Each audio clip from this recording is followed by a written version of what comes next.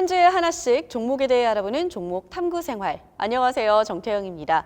오늘은 이세롬 연구원님과 함께 또 아름다운 이야기 나눠보도록 할게요. 연구원님 안녕하세요. 안녕하세요. 안녕하세요. 오늘은 에스테틱 업체를 가져오셨는데 이 에스테틱 업체에 대해서 말씀하시기 전에 그 산업에 대해서 좀 자세하게 설명 좀 부탁드릴게요. 일단 에스테틱 산업이라는 것 자체가 글로벌리 한 10% 이상으로 꾸준하게 계속 구조적으로 성장을 해왔던 그런 테마라고 봐주시면 될 것 같습니다. 그래서 에스테틱이 기존에 왜 이렇게 성장을 해왔냐라고 했을 때 인구 고령화가 계속 진행이 되었었고요. 그리고 소득 수준도 계속 올라갔었고 가성비 있는 장비들이 빠르게 시장에 좀 개발이 되면서 시장이 꾸준하게 성장을 해왔었는데 최근에 한 3년 전부터는 하이프 그리고 RF라고 하는 이런 비침습 장비, 안티에이징에 특화된 장비들이 빠르게 좀 개발이 되면서 시장의 새로운 성장 동력으로 작용하고 있다라고 봐주시면 될 것 같아요.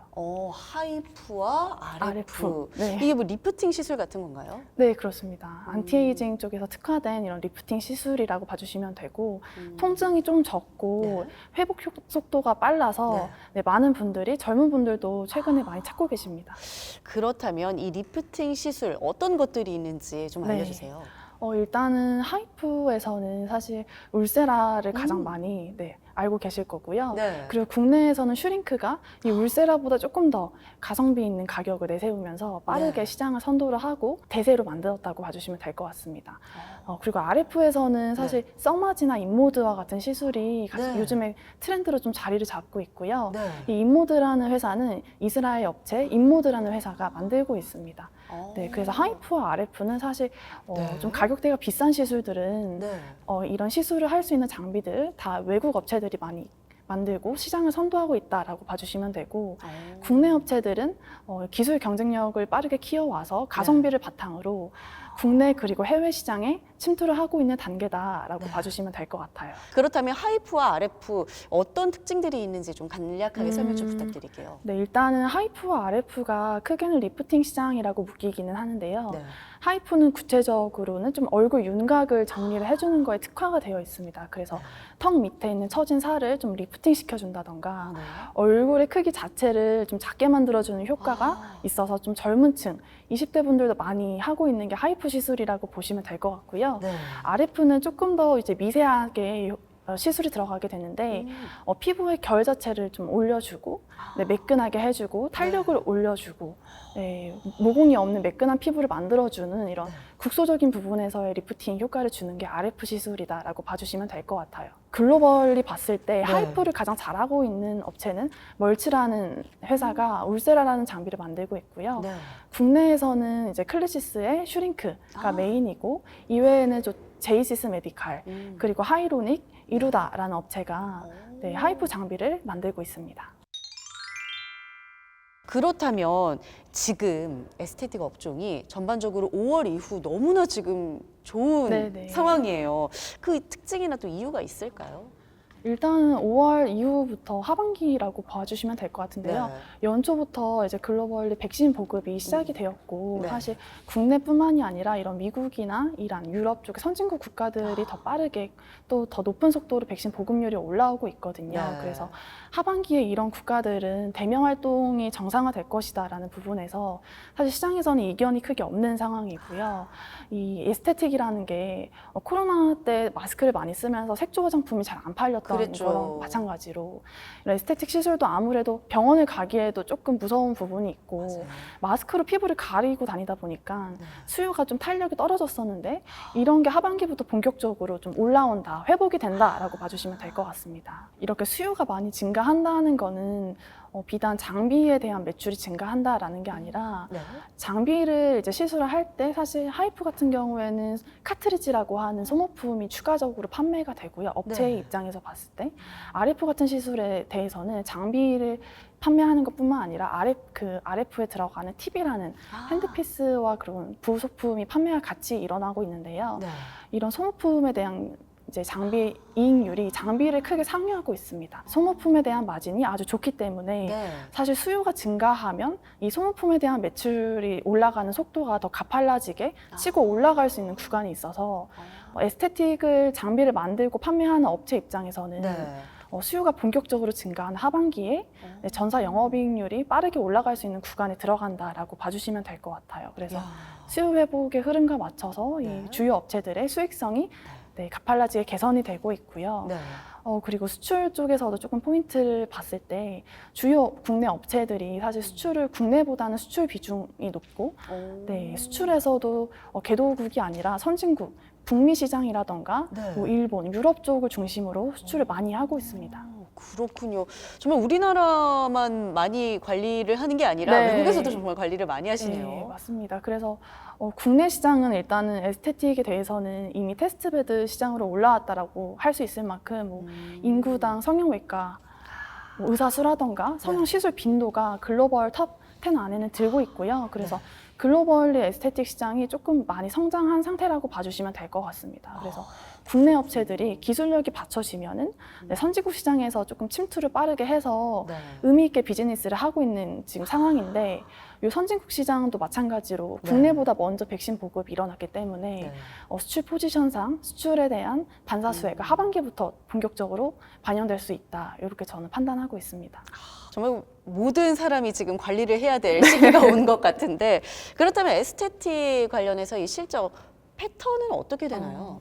일단은 전통적으로 봤을 때 에스테틱에 대한 실적이 상저하고의 흐름을 띠고 있다라고 보시면 될 것 같아요. 그래서 겨울 시즌이나 뭐 방학 시즌이 네. 좀 길 때 많이 성형 시술이나 성형 수술, 에스테틱 많이 하시고요. 병원 입장에서도 연말에 조금 절세 효과를 위해서 신규 장비를 많이 구비를 하시기 때문에 4분기가 최대 성수기고 네. 1분기가 가장 비수기다라고 봐주시면 될 것 같아요.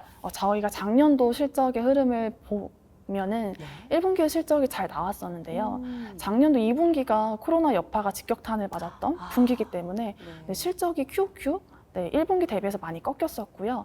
작년도 3분기, 4분기가 하반기로 들어가고 또 기존에도 구조적으로 성장을 해왔던 이런 업종이기 때문에 에스테틱 전반적으로 작년 하반기가 좀 빠르게 반등을 보여주기도 했습니다. 근데 저희가 가장 좋게 보고 있는 그런 요인은 올해 1분기였고요. 올해 1분기가 제가 말씀드린 것처럼 연중에 가장 비수기인 시즌이다라고 말씀드렸는데 작년도 최대 성수기인 4분기 시즌과 조금 덜 나왔다. 네, 실적에 대한 갭 차이가 크지 않았기 때문에 네, 가장 비수기 시즌에서 호실적을 이미 냈다라는 게 좀 의미 있는 그런 저희는 시작이라고 보고 있고요. 네. 하반기가 성수기로 가는 만큼 네, 성수기 시즌의 실적 업사이드를 지금 더 열어두고 기대를 할 만한 분위기가 형성이 되고 있습니다. 그렇군요. 지금 흐름이 굉장히 긍정적이잖아요. 네, 이런 흐름을 조금 월별로 디테일하게 짚어볼 수도 있는데요. 네. 에스테틱에 대해서 저희가 월별로 수출 데이터를 트래킹할 수가 있는데 1월부터 3월까지는 YOY로 1월까지는 역성장을 회복하는 모습을 보였고 3월까지는 두 자릿수의 성장을 나타냈습니다. 4월달, 5월달은 전년 동월 대비해서 100%, 150%의 성장을 확인했기 때문에 당장 2분기부터도 작년에 코로나 여파 때문에 기저효과가 두드러지게 좀 나타날 수 있는 그런 시즌이고요. 지금은 사실 7월, 8월 달에 업체들이 실적 발표를 하고 있고 이런 실적 시즌을 염두를 하고 좀 투자를 준비해 주셔야 되는 시기이기 때문에 단기적인 흐름에서도 그리고 중장기적인 흐름에서도 네, 실적 모멘텀이 살아있다. 테마만 좋은 게 아니다라고 봐주시면 될 것 같아요. 정말 구체적으로 설명을 또 해주셨는데 이런 좋은 흐름에서 오늘 어떤 종목을 가져오셨죠? 네, 오늘 말씀드릴 종목은 제이시스 메디칼입니다. 여러분 지금까지는 그 서막에 불과했습니다. 그렇다면 오늘 설명해 주실 제이시스 메디칼에 대해서 자세하게 설명 좀 부탁드릴게요. 네, 제이시스 메디칼은 올해 3월 31일에 스펙으로 코스닥 시장에 상장을 했고요. 에스테틱 기기를 제조를 하고 판매를 하고 있습니다. 그래서 이 회사는 지금 시가총액이 한 4,500억 정도밖에 안 되기 때문에 저희가 중소형주로 분류를 하고 있고요. RF와 하이프 장비 외에도 뭐 IPL, 레이저와 같은 다양한 에스테틱 장비를 만들고 있습니다. 그래서 제이시스 메디칼도 말씀드린 것처럼 선진국 베이스로 수출을 굉장히 열심히 하고 있는데요. 주요 수출 국가가 북미 시장이고 일본이라고 봐주시면 될 것 같습니다. 북미와 일본. 네. 그렇군요. 그렇다면 제이시스 메디칼 같은 경우 하이프와 RF를 판매를 하고 있다고 하셨는데 그 외에 다른 것들도 있나요? 말씀드린 것처럼 이런 IPL이라던가 레이저 장비들도 하고 있고요. 이런 장비들은 일단 예전에 피부과에서 가장 많이 취급을 하던 장비였어요. 그래서 많은 분들이 피부과에 예전에 가셨을 때는 정말 점을 빼시거나 제모를 하시거나 이런 뭐 재생 치료를 하실 때 약간 통증이 심한 레이저나 IPL 치료를 많이 하셨던 거라고 봐주시면 되고, 최근에는 좀 미용에 특화된 이런 피부과도 대부분이 되었고 환자분들도 리프팅 시술에 조금 더 관심이 많기 때문에 이런 트렌드에 가장 맞는 하이프와 RF 장비를 이 회사가 2018년, 2019년에 출시를 하면서 빠르게 조금 성장을 해오고 있는 구간이다라고 봐주시면 될 것 같습니다. 핫한 이 기계들을 다 갖고 있네요. 네, 맞습니다. 그렇다면 하이프에서 알고 네. 있는 게 제가 정말 많이 들은 게 슈링크라는 네, 시술인데 네, 맞아요. 이 시술 이거 어떻게 차이점이 좀 있나요? 일단은 슈링크가 하이프에 대해서는 가성비 측면에서 2018년부터 국내에서 굉장히 빠르게 보급을 해왔기 때문에 제이시스 메디칼이 하고 있는 것보다는 선두주자라고 봐주시면 될 것 같고요. 그럼 차이점을 봤을 때 제이시스 메디칼이 하고 있는 하이프 장비를 저희가 울트라셀 Q 플러스다. 그리고 국내명으로는 리니어 펌이라고 부르고 있는데요. 왜 리니어 펌이라고 국내에서 부르냐 하면 초음파 에너지를 조사하는 방식에 있는데요. 리니어, 즉 선 형태로 초음파 에너지를 조사를 합니다. 그래서 기존에 알고 계신 슈링크는 다트 형식으로 점 형태로 네, 맞습니다. 그렇게 좀 조사를 했는데 선 형태로 이게 바뀐 장비를 제이시스는 취급을 하고 있고요. 선 형태로 하이프 에너지를 조사를 했을 때 환자 입장에서는 통증이 훨씬 덜하죠. 다다다닥이 아닌 한 번에 딱 이렇게 찍으니까. 네, 그리고 균일하게 에너지 조사가 가능해서 조금 더 시술의 퀄리티가 올라갈 수 있고요. 환자 입장에서도 통증도 적고 퀄리티도 올라가는데 병원 입장에서도 굉장히 혜자가 많고요. 병원에서는 슈링크처럼 다트형으로 찍을 때보다 선으로 할 때 확실히 시간 단축이 되기 때문에 병원에서는 같은 시간 동안 많은 환자를 좀 볼 수 있다는 장점이 있습니다. 시간도 단축되고 아픔도 줄여든. 네네. 아니면 저희가 이거 시술을 할 때 마취 크림을 바름에도 불구하고 굉장히 따갑고 아프거든요. 이거 굉장히 솔깃한데요. 제 소비자 입장으로서 굉장히 솔깃한 얘기를 듣고 있는데 앞서서 잠시 수출 경쟁력이 있다고 말씀을 하셨어요. 그렇다면 그 경쟁력이 있고 또 국내보다 성장이 좀 두드러지는 그 나라가 있을까요? 일본이라고 봐주시면 될 것 일본이요? 같아요. 네. 그래서 이렇게 앞서 말씀드린 경쟁사 슈링크가 국내를 이제 발판으로 2018년도부터 빠르게 성장을 해왔다면 제이시스 메디컬은 2018년도에 국내랑 일본을 같이 진출을 했고요. 사실 국내보다는 일본 쪽에서 영업이나 마케팅에 더 신경을 썼습니다. 국내에서는 당시에 이미 조금 늦은 감이 있었기 때문에 근처에 있는 선진국 시장에서 경쟁력을 바탕으로 기술력이 있으니까 열심히 해보자라는 그런 취지로 시작을 했고요. 일본 시장이 국내보다는 하이프가 조금 성장이 아직은 안 된 상태이기 때문에 앞으로의 성장 여력이 더 열려 있다라고 봐주시면 될 것 같고 일본 시장에 대해서 특징을 간단하게 말씀드리면 일본은 일본 자체적으로 의료기기 판매 품목 허가를 이제 PMDA라고 하는데요. 이 PMDA라고 하는 품목 허가를 받지 않더라도 다른 국가에서 품목 획득을 한 그 레퍼런스가 있으면 수출이 가능합니다. 그리고 의사 선생님들 뿐만 아니라 간호사, 간호조무사님들도 시술을 하실 수 있어요. 그래서 훨씬 더 규제가 조금 유연하고 말랑말랑한 시장이 일본이다라고 봐주시면 될 것 같아요. 의사뿐 아니라 그 외 의료 종사자들도 함께 시술을 하실 수 있다. 이게 허가가 되어 있습니다. 그렇군요. 훨씬 더 열려 있네요. 네, 훨씬 더 열려 있고요. 일본 시장은 지금 고성장을 하고 있는 구간이기 때문에 사실 국내에서 하이프는 이미 약간 가격 경쟁이 치열한 상태인데 이런 부분에서는 아직 업사이드가 더 많다라고 봐주시면 될 것 같고 일본이 지금 크고 있어서 시장 규모가 정확하게 추산이 되고 있지는 않는데요. 경쟁사 슈링크가 일본 쪽에서 하고 있는 매출보다 이 동사의 울트라셀 Q 플러스가 하고 있는 매출 비중이 더 크다, 매출액이 절대적으로 크다라고 봐주시면 될 것 같아요.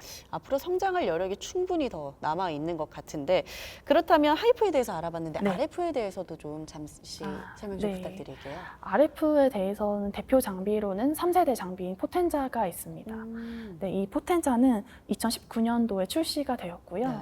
미국에서 레이저 피부 이제 미용 기기를 글로벌 뭐 MS 1등 네. 가져가고 있는 탑 클래스 업체 사이노슈어가 2019년도 6월 달에 ODM 계약을 체결했습니다.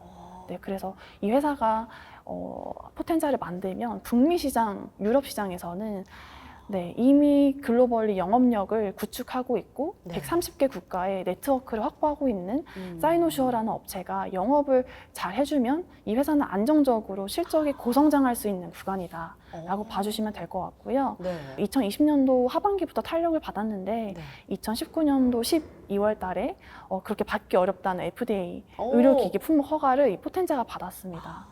네, 2020년도 상반기는 코로나 때문에 뭐 네. 영업이 잘 안 됐지만 3분기부터는 영업이 정상화가 되고 있었고 네, 이런 실적에 대한 수혜가 4분기부터 이미 숫자로 입증이 되고 있는 구간이다라고 봐주시면 될 것 같아요.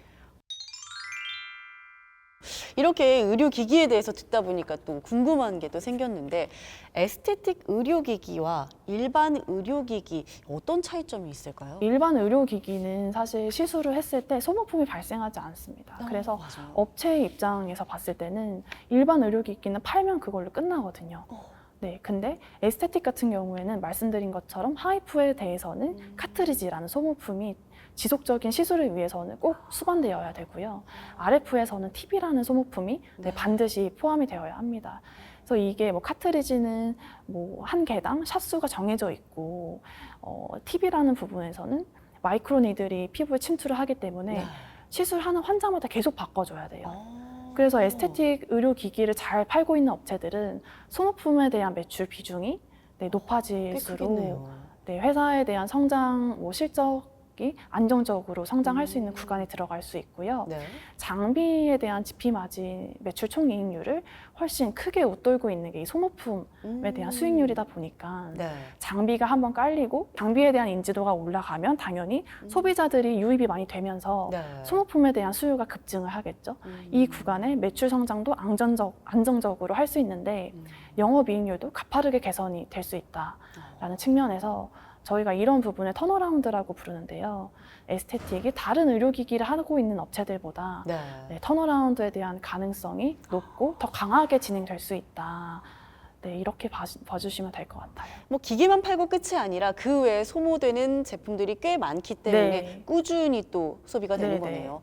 저도 그 얘기를 들은 적이 있거든요. 저희 병원은 재생팁을 사용하지 않습니다. 맞아요. 이런 얘기를 정말 많이 네, 네, 들었거든요. 그렇다면 이 좋은 시장 지금 네, 상황에 네. 발맞춰서 지금 주가 흐름이 네. 굉장히 좋습니다. 앞으로 또 어떻게 보시는지도 궁금해요. 일단은 저희가 5월 한 3주차 정도에 리포팅을 했는데요. 네. 제이시스 메디칼 같은 경우에는 리포팅을 내고 한 달이 채 되지 않아서 거의 한 30% 가까이 이미 주가가 올라왔기 때문에 제가 단기에 뭐 네. 급등을 기대할 수 있다 네. 이렇게 말씀드리기는 저도 부담스럽습니다. 네. 하지만 중장기적으로 봤을 때 제이시스 메디칼은 사실 국내 에스테틱 기기들이 가보지 않은 선진국 시장에 이미 의미 있게 수출을 하고 있는 상태고 가장 받기 어렵다고 하는 FDA 승인을 받아놓은 장비가 있기 때문에 네. 앞으로의 성장성에 대해서는 사실 걱정을 하지 않으셔도 된다라고 말씀드리고 싶고요. 네. 곧 2분기에 대한 실적이 윤곽이 잡히면서 네, 실적 발표를 7월 말에 할 텐데 2분기에 대한 실적 가시성도 지금 빠르게 올라오고 있습니다. 그래서 1분기의 실적이 굉장히 서프라이즈를 냈는데요. 네. 이 2분기는 1분기를 상회하는 실적을 지금 기대할 수 있는 분위기가 네. 어느 정도 형성이 되고 있기 때문에 단기로 봤을 때도 실적 모멘텀에서는 뒤처지지 않는 네, 종목이고 중장기로 봤을 때 네. 성장성에 대해서는 이견이 없는 그런 종목이다라고 말씀드릴 수 있을 것 같아요. 그렇다면 저희가 좀 우려해야 될 사항도 있을 것 같은데 어떤 점을 좀 고려를 해야 될까요? 일단 에스테틱이라는 것 자체가 굉장히 유행이 민감한 부분이기 때문에 예전에는 피부과에서 레이저 시술, IPL 시술이 트렌드였었거든요. 그럴 당시에는 이쪽 레이저 기기를 많이 판매하고 있는 업체들 실적이 굉장히 좋았었고요. 에스테틱의 트렌드를 못 따라간 이런 미용, 뭐 리프팅의 트렌드를 못 따라간 업체들의 실적이 우하향을 계속 해왔기 때문에 이 제이시스 메디칼도 한 번에 꺼질 트렌드는 아니지만 앞으로 신규 트렌드에 대해서 조금 빠르게 연구 개발을 하고 발맞춰가는 모습을 보여주면 네. 네, 이런 리스크를 좀 회피할 수 있지 않을까 보고 있습니다. 알겠습니다. 오늘 이세롬 연구원님과 함께 JCS 메디칼 그리고 에스테틱 산업 전반에 대해서 알아봤습니다. 다음번에도 또 알차고 재미있는 이야기로 여러분들 찾아뵙도록 할게요. 한 주에 하나씩 종목에 대해 알아보는 종목 탐구 생활, 아쉽지만 여기까지 인사드리도록 할게요. 그럼 여러분 안녕. 구독과 좋아요는 사랑입니다.